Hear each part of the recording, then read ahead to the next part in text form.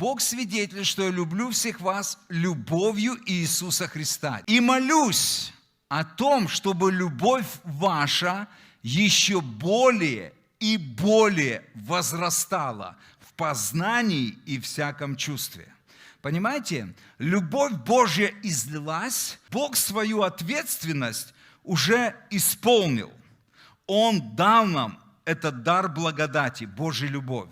А теперь Он говорит, а теперь, дорогие, каждый из вас возьмите ответственность и возрастайте в этой любви, растите в этой любви, прилагайте усилия, чтобы эта любовь, это уровни этой любви, они поднимались. Это наша с вами ответственность.